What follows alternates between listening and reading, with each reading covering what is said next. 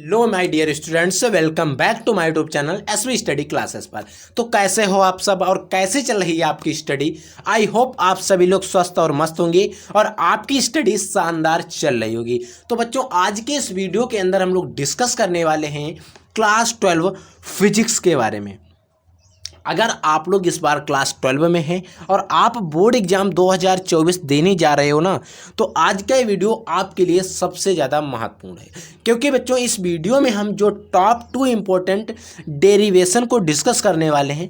दो सबसे महत्वपूर्ण जो डेरिवेशन है, ये डेरिवेशन हमारे बोर्ड एग्जाम में लगभग हर साल आने वाले हैं, यानी कि कहीं ना कहीं हर साल बोर्ड एग्जाम में हमारे पूछे जाते रहते हैं। इनसे रिलेटेड क्वेश्चन आ सकते हैं, इनसे रिलेटेड न्यूमेरिकल्स आ सकते हैं, यानी कि इन डेरिवेशन को आपको पढ़ना जरूर ही पड़ेगा, क्योंकि इनसे रिलेटेड डेरिवेशन क्वेश्चन या न्यूमेरिकल कहीं ना कुछ आपको 100% फंसेगा। तो वीडियो बहुत इंपॉर्टेंट है और डेरिवेशन भी हमारे बहुत ही इंपॉर्टेंट है। हम आपको डेरिवेशन विद सॉल्यूशन के साथ एकदम एक एक चीज़ को ध्यान से समझाएंगे, बस आपको ध्यान से समझते रहना है। क्योंकि बच्चों अगर हम बात करें तो हमारे बोर्ड एग्जाम 2024 के आपके पास मात्र 3 से 4 महीने ही बचे हैं। कितने महीने बचे हैं बच्चों? 3 से 4 महीने बचे हैं। तो अगर आप 3 से 4 महीने में तैयारी अच्छे से कर लेते हो ना, तो पूरे साल की तैयारी, आप 12 महीने की जो तैयारी है उसको कर सकते हो। अब कैसे करना है? अब ऐसा तो है नहीं आप गधे की तरह मेहनत करते रहो हो जाएगी। अब आपको स्मार्ट स्टडी करना है, हार्ड स्टडी करना है। अब आपको वो चीज़ें पढ़नी है जो हमारे बोर्ड एग्जाम में आने के चांसेस सबसे ज़्यादा हैं। अब आपको वो चीज़ें नहीं पढ़नी है जो हमें किताब में दिया गया है, सारा कुछ पढ़ना है। क्योंकि बच्चों अगर हम बात करें तो किताबों में हज़ारों क्वेश्चन दिए होते हैं, लेकिन हज़ारों क्वेश्चन नहीं आते हैं। ये बात आपने कहीं ना कहीं अपने बड़े यानी कि अपने सीनियर से सुनी होगी कि कुछ क्वेश्चंस जो होते हैं रिपीटेड आते हैं, यानी कि पिछले ईयर के हमारे पेपर में आते हैं। तो उन जो पिछले वर्ष के हमारे पेपर में क्वेश्चंस आते हैं, उन क्वेश्चंस को आपको लगाना है। प्रीवियस ईयर आपको पेपर लगाने हैं, पेपर सॉल्व करना है, पेपर देखना है, मॉडल पेपर लगाने हैं। इन सारी चीज़ों पर फोकस करना है, ठीक है बच्चों। तो इन सारी चीज़ों पर फोकस करेंगे, लेकिन आज के इस वीडियो में हम 2 डेरिवेशन पढ़ेंगे। तो आइए हम 2 डेरिवेशन ध्यान से पढ़ लेते हैं। आपको कॉपी पेन और नोटबुक लेकर बैठ जाना है, ठीक है बच्चों। तो देखिए पहला डेरिवेशन क्या है। जो हमारा पहला डेरिवेशन है वो कहता है, अगर कोई विलगित गोली चालक है तो उसकी अगर हमें धारिता का व्यंजक निकालना है, यानी कि अगर हमें सूत्र का निगमन करना है, तो हम कैसे करेंगे। आपको एक चित्र दिख रहा है, इस चित्र को ध्यान से देखिए, अभी मैं समझा रहा हूँ और इस डेफिनेशन को आप ध्यान से समझिए। मान लीजिए कोई विलगित हमारा गोलीय चालक है। ये क्या है? गोलीय चालक है, ठीक है। इसमें क्या होता है, गोली अगर कोई भी चालक है तो उस पर बाहर की तरफ पॉजिटिव एक हमारा चार्ज है। इस गोलीय चालक जो है, एक इसकी जो त्रिज्या है यानी कि रेडियस है वो ए है, क्योंकि गोलीय चालक जो है इसकी त्रिज्या हमने ए मान ली है, ठीक है। और इसमें जो माध्यम रखा है उस माध्यम है वो हमारा के है, के वाले एक माध्यम में रखा है। तो सबसे पहले आप इस चीज़ को पढ़िए, जो हमने डिफिनीशन लिखी है इसको आप पढ़ेंगे तो आपको सारी चीज़ें समझ में आएंगी। ठीक है, लिखा हुआ है, माना एक विलगित गोलीय चालक जिसकी त्रिज्या ए है। हमने मान लिया हमारा विलगित गोलीय चालक है जिसकी हमारी त्रिज्या क्या है? ए है, ठीक है। जिसकी त्रिज्या ए है तथा परावैद्युतांक के वाले एक माध्यम में रखा गया। जो हमारा एक माध्यम है वो परावैद्युतांक के वाले माध्यम में हमने इसको रखा गया है, ठीक है। यदि हम मान लें इस पर प्लस क्यू आवेश के कारण, इस पर जो इसका अगर हमने बाहर इसके प्लस क्यू आवेश मान लिया, तो प्लस क्यू आवेश के कारण गोलीय चालक जो होगा उसके पृष्ठ पर एक विभव भी उत्पन्न हो रहा होगा। क्योंकि बच्चों अगर प्लस क्यू आवेश है तो इसके पृष्ठ पर एक विभव भी उत्पन्न होगा। तो विभव हमने आपको जो विलगित गोलीय चालक प्लस क्यू आवेश के कारण हमने एक विभव का सूत्र पढ़ा था। विभव का हमने एक सूत्र पढ़ा था, आपने भी पढ़ा होगा। क्या पढ़ा था? 1/1/4 पाई एप्सिलॉन नॉट, ठीक है, क्यू अपॉन आर। हमने एक सूत्र पढ़ा है और आपने भी पढ़ा होगा इस सूत्र को, ठीक है। लेकिन यहाँ पर जो आर है वो क्या है? रेडियस है, यानी कि त्रिज्या है। लेकिन हमने यहाँ पर जो त्रिज्या मानी है बच्चों, ए मानी है। क्या है? ए। तो आर इक्वल टू ए। लेकिन ये जो सूत्र है आपको याद रखना पड़ेगा, यहीं से हम डेरिवेशन की शुरुआत करते हैं, ठीक है। तो जो के का जो आर का मान है वो ए है, तो हमारे पास ये सूत्र क्या हो जाएगा? B equal to 1/4 pi epsilon naught Q upon A हो जाएगा। तो हमारे पास ए विभव का सूत्र हो गया, ठीक है। अगर मान लिया जाए इसकी जो चालकता होगी, इसकी जो चालकता यानी कि सी होगी, क्योंकि धारिता यानी कि जो चालकता होगी, विद्युत गोलीय चालक जो है इसकी एक चालकता भी होती है। तो यदि चालक की चालकता जो है, यदि जो चालक है, यदि चालक की धारिता, जो हमारा चालक है इसकी धारिता अगर C है, तो हमने एक सूत्र पढ़ा था C इक्वल टू होता है Q/V, आवेश बटे विभवांतर। ठीक है, तो हमने पढ़ा है कि अगर इसकी चालकता C है, ठीक है, C है तो Q/V होता है। ये सूत्र हमें पता है, लेकिन हम क्या करेंगे, इस B के स्थान पर ये जो B का मान आया है इसको रखेंगे। ठीक है, तो आइए इसमें मान को रखते हैं। तो हमारा C इक्वल टू क्या हो जाएगा, देखिए ध्यान से, C इक्वल टू हो जाएगा, Q तो ऊपर ही रहेगा, कोई दिक्कत नहीं है, डिवाइडेड बाई 1/, क्योंकि B का ये पूरा मान है तो इसको हम रखेंगे 1/4 पाई एप्सिलॉन नॉट Q/A है। क्योंकि बच्चों ये वाला जो पार्ट है ये तो हमारा ऊपर चले जाएगा, ऊपर चला जाएगा, बचेगा नीचे Q। तो हमारे पास क्या बचेगा, देखिए C इक्वल टू हो जाएगा Q into 4 pi epsilon not ये हो जाएगा, डिवाइडेड बाई नीचे भी क्या बचेगा बच्चों, हमारा Q बचेगा ये वाला। अब हम क्या करेंगे बच्चों, आपको पता होगा कि इस Q से इस Q को कर देंगे हम कैंसिल। तो अब हमारे पास C इक्वल टू क्या बचा, C इक्वल टू हमारे पास बचता है 4 पाई एप्सिलॉन नॉट A, इतना ही तो बचता है। ठीक है, अब हमें क्या पता है, अब हमने एक चीज़ और पढ़ी थी। ठीक है, तो A है, यही हमारा फाइनली सूत्र है। ठीक है, अगर हम कभी कभी हमने क्या माना था, परावैद्युतांक वाला किस माध्यम में रखा था, इसको K वाले माध्यम में रखा है। तो कभी कभी हमें एक सूत्र इज इक्वल टू, तो इसमें हम क्या करेंगे, परावैद्युतांक को जोड़ देंगे, एप्सिलॉन नॉट K हो जाएगा, जहाँ क्या है K जो है एक हमारा परावैद्युतांक का नियतांक है, जहाँ K इक्वल टू हम क्या मान लेंगे, 1 मानते हैं। क्या बच्चों, 1 मान लेते हैं। ये K क्यों लिखा है तो आपको पता होना चाहिए, क्योंकि यहाँ पर हमने परावैद्युतांक K माना था।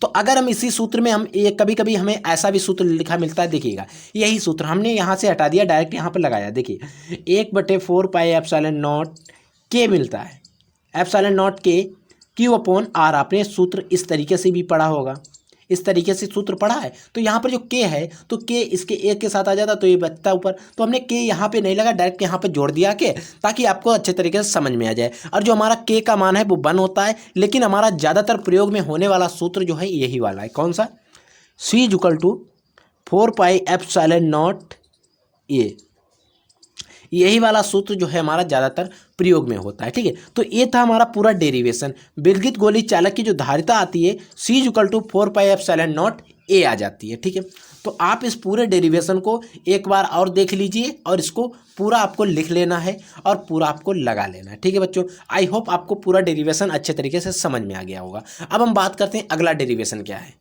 देखिए बच्चों, जो दूसरा हमारा डेरिवेशन है वो कहता है, अगर समांतर क्रम में कुल संधारित्र, कोई सारे संधारित्र जुड़े हैं तो उनकी में धारिता कैसे निकालनी है।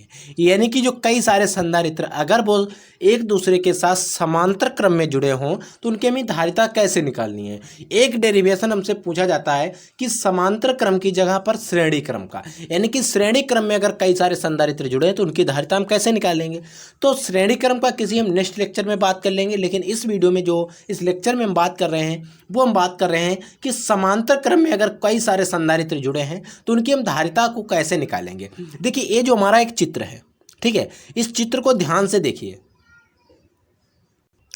इस चित्र में देखिए कई सारे संधारित्र हैं, ठीक है, तो जो किस क्रम में जुड़े हैं, एक दूसरे के साथ समांतर क्रम में जुड़े हैं।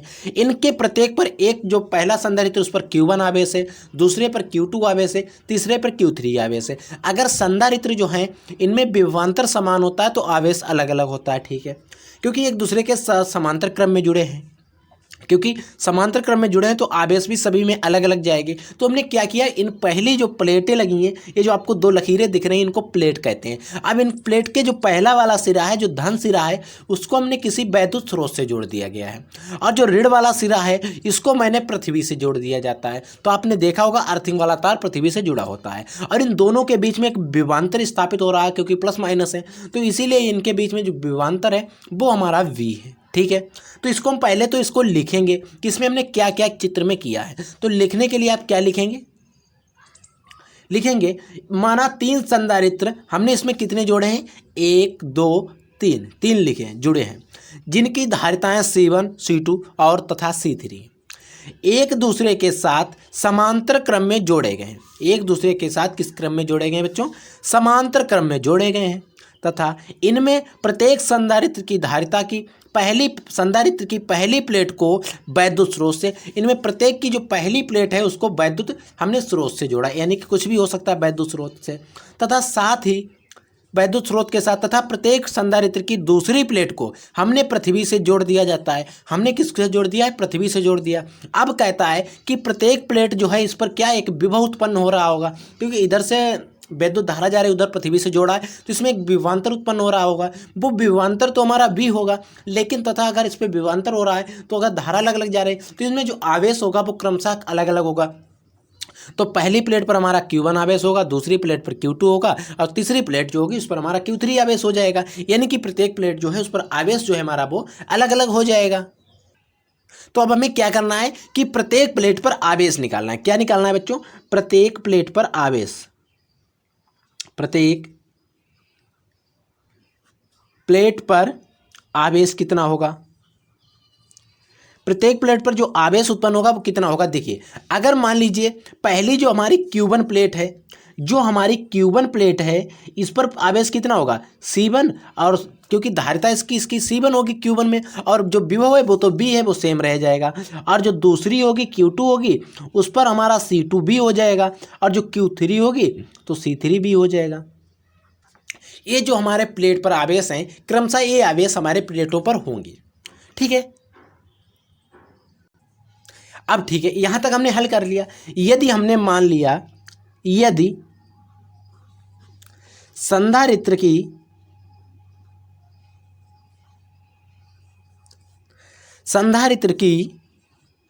कुल धारिता C है, कुल धारिता कितनी है बच्चों, C है, तथा कुल आवेश जो है वो हमारा Q है, यानी कि कुल धारिता जो C है और कुल आवेश हमारा Q है। तो हमने एक सूत्र पढ़ा था, C= होता है Q/V। संधारित्र की धारिता C= हमने एक सूत्र पढ़ा था Q/V। तो अगर इसमें हम Q को निकालें तो क्या हो जाएगा, C भी हो जाएगा, इसी से सूत्र आ जाएगा Q=CB।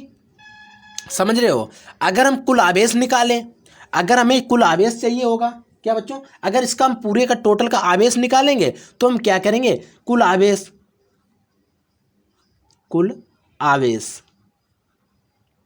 क्या हो जाएगा, Q= क्या हो जाएगा, Q1 + Q2 + Q3, यानी कि जो भी हमारे पास आवेश है उसको हम जोड़ देंगे और हमारा कुल आवेश आ जाएगा।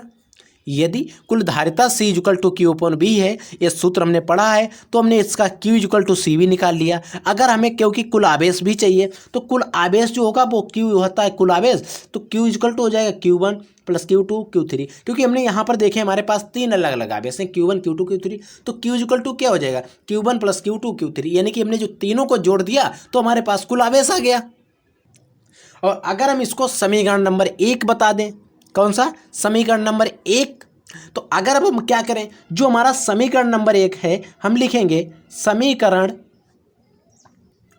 1 में Q, Q1, Q2 तथा Q2 और Q3 के मान रखने पर, Q3 के हम क्या करेंगे बच्चों, मान रखने पर, इनके क्या करेंगे, मान रखेंगे। क्यू का, Q1 का, Q2 का और Q3 का, इन तीनों के क्या करेंगे बच्चों, हम मान रखेंगे। अब Q का मान क्या है, ये जो Q आया है इसका मान क्या है, इसका मान है Q इक्वल टू CB। तो हमारे पास सूत्र है, पहले हम इसको लिख लेंगे, इस सूत्र को लिखेंगे, Q equal to Q1 plus Q2 plus Q3, क्योंकि समीकरण एक तो यही है, इसी में हमें मान रखने हैं। सभी के मान किस में रखें, समीकरण एक में। तो Q इक्वल टू में क्या पता है, Q इक्वल टू है CB, Q इक्वल टू हो जाएगा CB इक्वल टू क्या होगा, Q1 का मान क्या है, C1B है, क्या हो जाएगा, C1B हो जाएगा, प्लस Q2 का मान क्या है, C2B है, प्लस Q3 का मान क्या है, C3V। तो Q1 Q2 और Q3 के हमने मान रख लिए, ठीक है। अब हम CB इक्वल टू क्या हो जाएगा, इसमें हमें कुछ कॉमन मिल रहा है, B कॉमन है, तो B को हम कॉमन ले लेंगे। अब क्या बचेगा, C1 बचेगा प्लस C2 बचेगा और प्लस C3 बचेगा। जब हमने B को कॉमन ले लिया तो C1 बचा, C2 बचा, C3 बचा, ठीक है। अब हम क्या करेंगे, इस B को इस B के साथ कर देंगे कैंसिल, ये B से B से को B, इस B से इस B को काट देंगे। अब हमारे पास C इक्वल टू क्या बचा, C1 plus C2 plus C3। और यही समांतर प्लेट समांतर क्रम में अगर कई सारे संधारित्र जुड़े हैं तो उनकी धारिता का अगर हमें कोई सूत्र आता है तो यही सूत्र होता है। और इस पर हमें बोर्ड एग्जाम में न्यूमेरिकल भी फंसते हैं। कौन से बच्चों, न्यूमेरिकल भी फंसते हैं और आते भी हैं, क्योंकि जब हम संधारित्र जो परिपथ वाले चैप्टर में, जो संधारित्र वाले में जो परिपथ से रिलेटेड क्वेश्चन लगाते हैं, न्यूमेरिकल लगाते हैं, तो वहाँ पर इस सूत्र का हमें प्रयोग करना पड़ता है, ठीक है। कई सारे संधारित्र श्रेणी क्रम में जुड़े होंगे, कई सारे समांतर क्रम में जुड़े होंगे, तो वहाँ पर हमें सूत्र लगाना पड़ता है, ठीक है बच्चों। तो ये सूत्र आपको याद रखना, कैसे सिद्ध किया आपको मैंने बता दिया, एक एक चीज़ समझा दी, बस आपको दोनों डेरिवेशन अच्छे से तैयार कर लेना, ठीक है बच्चों। तो आई होप आपको हमारे दोनों डेरिवेशन जो है समझ में आ गए होंगे। इन दोनों डेरिवेशन को तैयार कर लेना और एक एक चीज़ को समझ लेना, ठीक है बच्चों। तो आप लोग पढ़ते रहिए, आगे बढ़ते रहिए। I will take your next class, तब तक के लिए जय हिंद, वंदे मातरम।